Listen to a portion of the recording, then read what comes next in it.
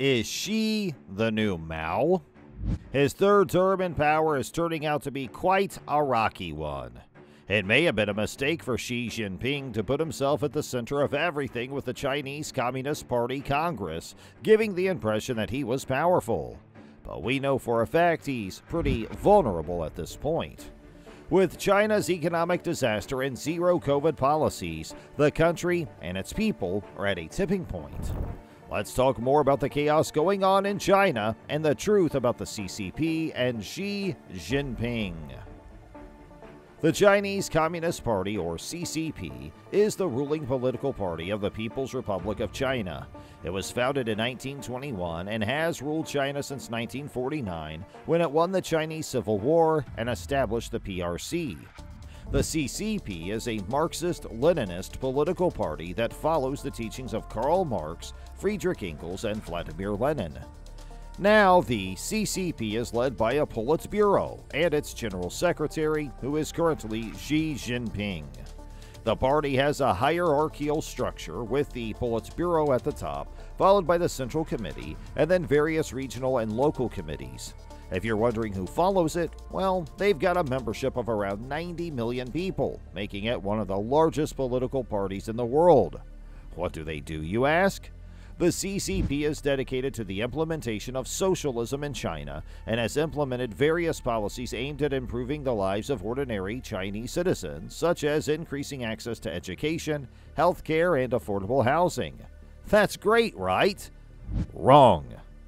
The CCP has also been criticized for its human rights record, including its treatment of ethnic minorities, censorship of the media, and restrictions on freedom of expression. In fact, they play a central role in the government and political life of China and are involved in the formulation and implementation of national policies on a wide range of issues, including economic development, foreign relations, and national defense. The party has a constitutional mandate to govern China and is the dominant political force in the country. They don't seem to be doing it too well. The primary objective of Chinese President Xi Jinping is to increase his level of control over the Chinese Communist Party's workings. He wants the men on his leadership team to be in charge so he can keep his control. Because he already has influence over the military, the security services, the personnel system, and the propaganda apparatus, Xi was able to govern personnel selection. And when things got in the way of him gaining power, he disregarded them. His negative assessment of China's security environment serves as the ideal rationale for tightening control, and among the dangers he may cite are none other than the United States and Taiwan. Because of his bad judgment and need for power, he dismissed all the things pointing towards the breakdown of not just the country but also the CCP.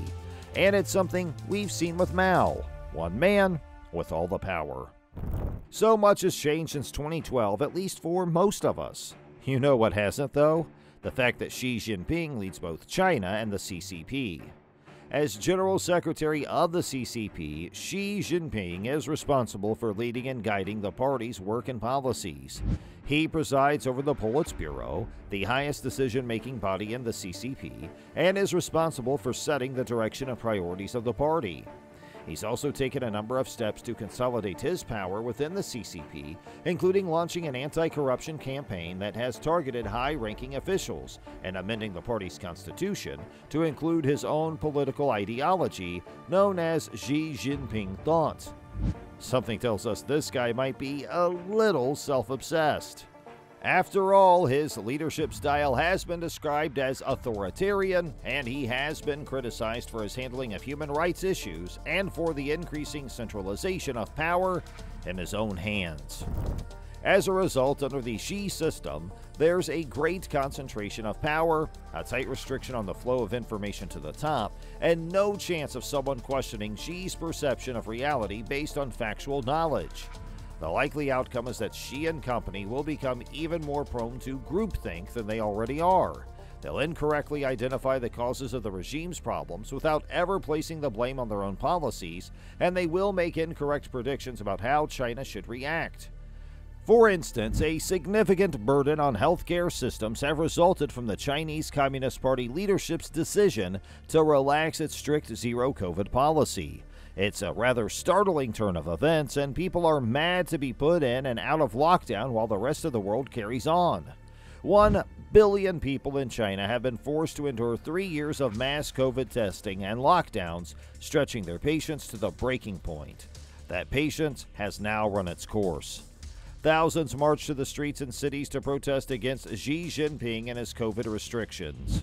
As the nation struggles to find a way out of the pandemic, the Chinese Communist Party must now navigate increasing rage and a deeply ingrained fear of COVID. This is one of President Xi's largest political challenges to date.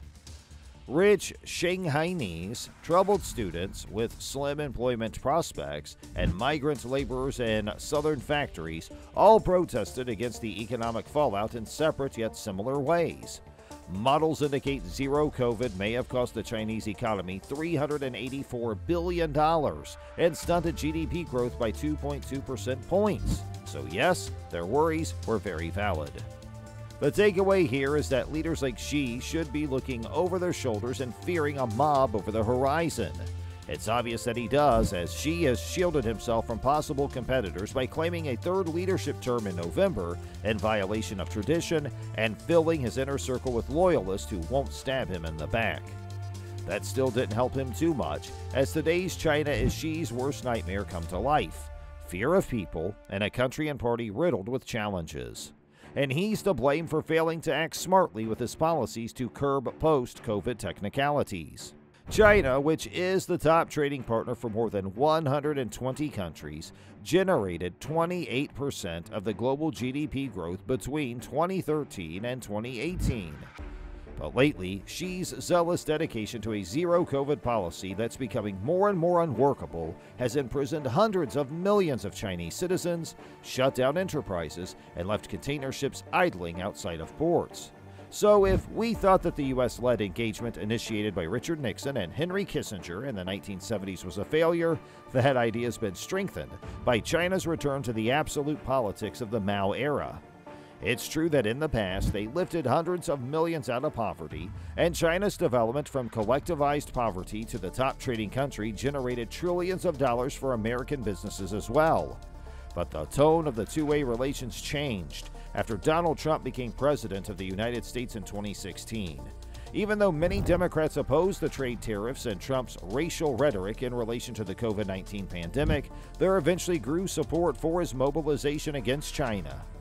Now things are so bad that Xi firmly believes that within a decade, China would control America, because autocracies can act quickly. President Joe Biden didn't help when he framed both his domestic and foreign policy agenda as a just war between democracies and autocracies. So naturally, the tension is noticeable today, as approximately 82% of Americans have a negative opinion of China, up from 40% in 2012, the year Xi came to power. Let's take you way back, though.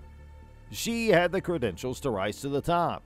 As the son of Shi Jinping, a former vice PM and guerrilla commander in the Civil War that brought Mao's communists to power in 1949, he had a privileged upbringing in Beijing.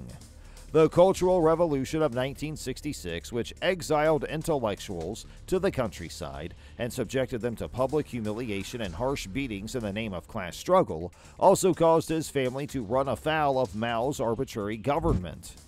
As part of Mao's drive to have educated urban youth learn from peasants, Xi, at the age of 15, was transported to live in an impoverished rural village in Shaanxi province while his father was in jail. Now, did this experience make him more resilient? Did it make him resent Mao or turn more like him? Maybe we can get a hint from Xi Jinping. Thought: his beloved ideology, which led him to getting his name included beside Mao in CCP's constitution. The ideology places a strong emphasis on reviving their role as China's political, economic, social, and cultural leader, as well as its crucial role in achieving the objective of national rejuvenation to a position of prominence in the world. That's not the current reality of China, though. Not for the right reasons, at least. Do you think Xi Jinping will give into the chaos and hang up his gloves anytime soon? Let us know in the comments below. As always, make sure to subscribe and watch this video next.